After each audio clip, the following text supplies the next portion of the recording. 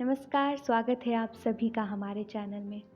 हम सुन रहे हैं डॉक्टर अशोक शर्मा जी द्वारा लिखित सीता सोचती थी। कल हमने प्रारंभ किया था भाग 5, स्वप्न जगे तो।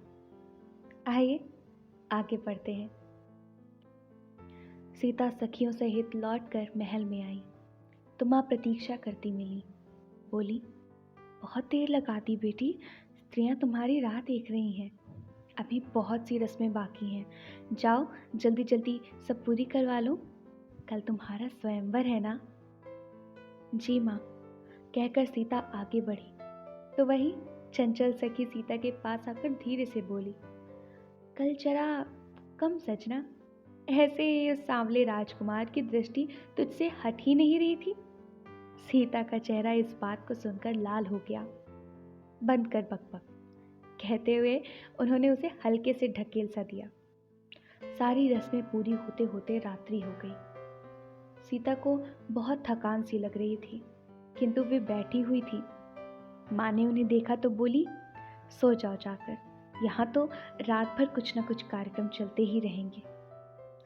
सीता माँ की आज्ञा पाकर उठी और अपने शयन कक्ष में आ गई।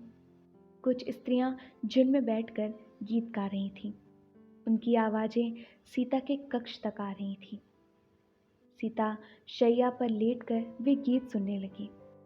तभी उन्हें अपने स्वयंवर के लिए रखी अपने पिता की शर्त याद आ गई।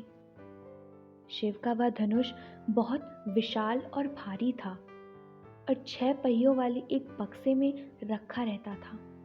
फिर भी कई लोग मिलकर ही उसे खिसका पाते थे। सीता ने सुन रखा था कि सती के पिता राजा दक्ष ने यज्ञ किया था जिसमें उन्होंने शिव को नहीं बुलाया था। पिता का घर सोचकर सती बिना बुलाए वहां चली गई थी, किंतु उन्हें आशा थी कि उनके पिता न केवल उनसे शिव के न आने का कारण पूछेंगे, अपितु उनके न आने का उल्हाना भी देंगे। लेकिन दक्ष ने घर आई बेटी का स्वागत तो किया, पर शिव की चर्चा भी नहीं की। सती को शिव की यह उपेक्षा बहुत खली, किंतु उन्होंने सोचा संभवतः यज्ञ की व्यस्तताओं के कारण ऐसा हुआ होगा। पर इन व्यस्तताओं के बाद पिता उन्हें शिव के न आने का उल्हाना अवश्य देंगे। यज्ञ प्रारंभ हुआ तो प्रथा के अनुसार सभी देवताओं के भाग निकाले जाने लगे।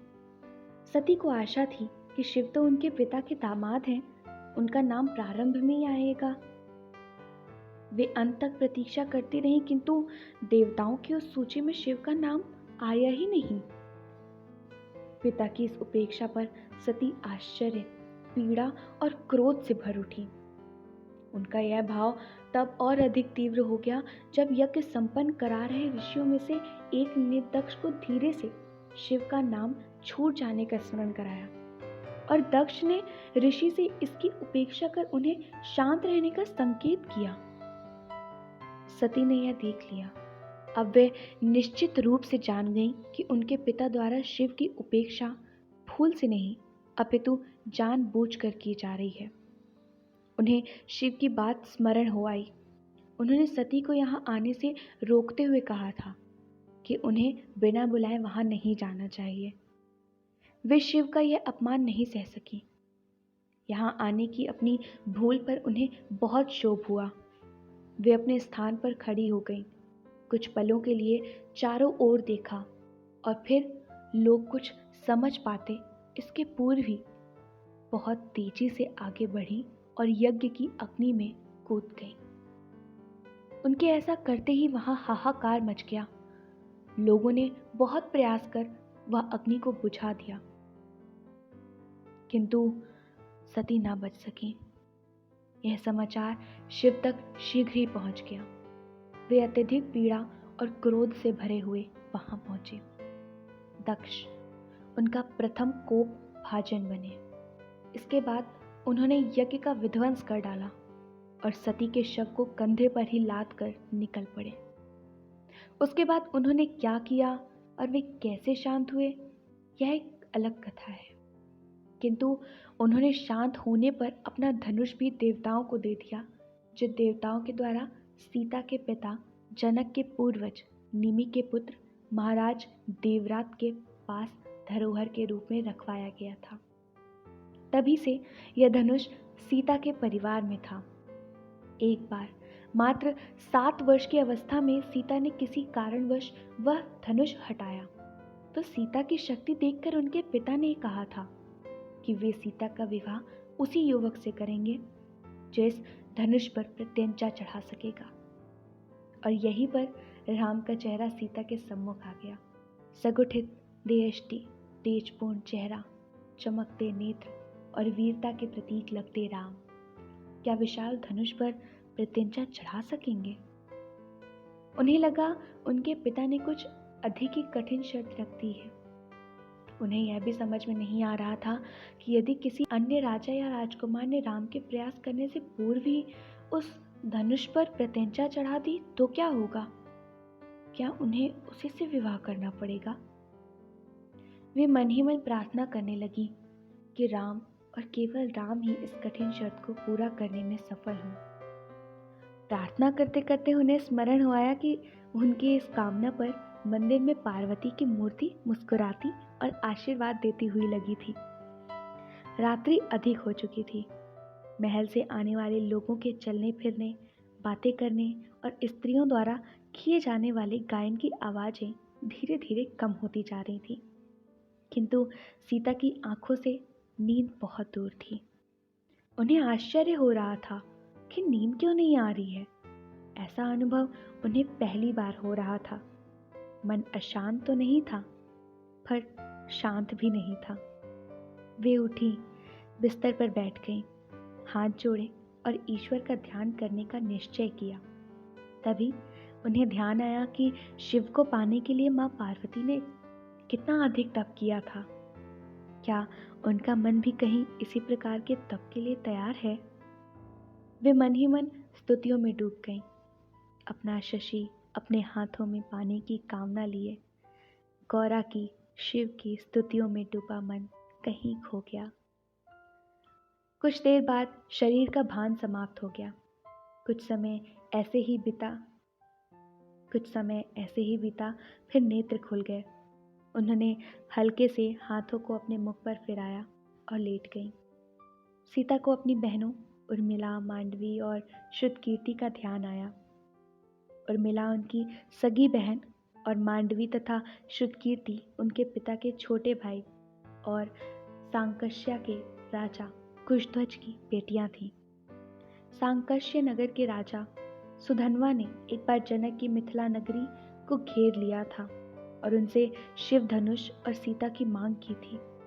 भयंकर युद्ध हुआ और सांकष्य का राजा सुधन्वा मारा गया। जनक ने वह राज्य अपने छोटे भाई कुशध्वज को दे दिया।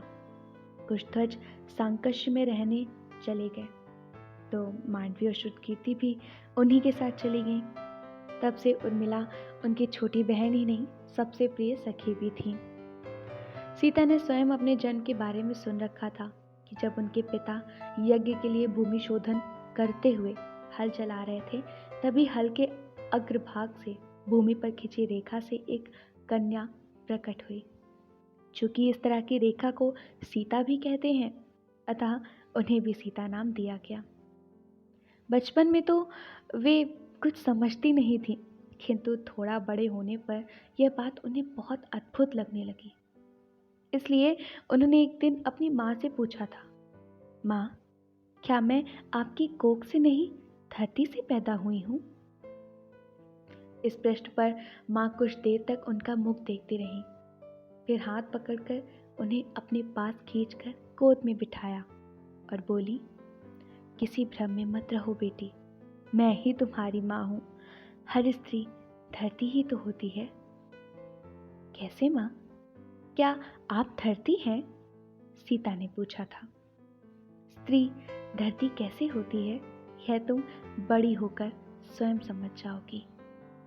फिर पिताश्री के हल चलाने वाली बात भी क्या मिथ्या है? वह भी मिथ्या नहीं है। इस समाज को चलाने में पुरुषों की अपनी भूमिका होती है, वह वही कर रहे थे। माँ, मेरी कुछ समझ में नहीं आ रहा, आप क्या कह रही हैं? मैंने कहा ना बेटी, बड़े होने पर तुम्हें स्वयं ही सब समझ में आ जाएगा। आज फिर सीता का मन हो रहा था कि वे माँ से पूछें कि माँ, क्या धरती भी सपने देखती है? क्या धरती को सपने देखने चाहिए? आज उनकी आंखें क्यों सपने देखने में लगी हुई है? अचानक सीता को कुछ आहट सी लगी। उन्होंने आवाज दी, कौन? मैं, उत्तर आया। यह उर्मिला की आवाज थी। आओ, बहुत अच्छा किया तुम आ गई, किंतु इतनी रात को तुम सोई क्यों नहीं? वैसे ही, पता नहीं क्यों नींद नहीं आ रही थी। मैंने सोचा देखें आप जाग रही हैं या सो गई। उर्मिला, पता नहीं क्यों मुझे भी आज नींद नहीं आ रही है।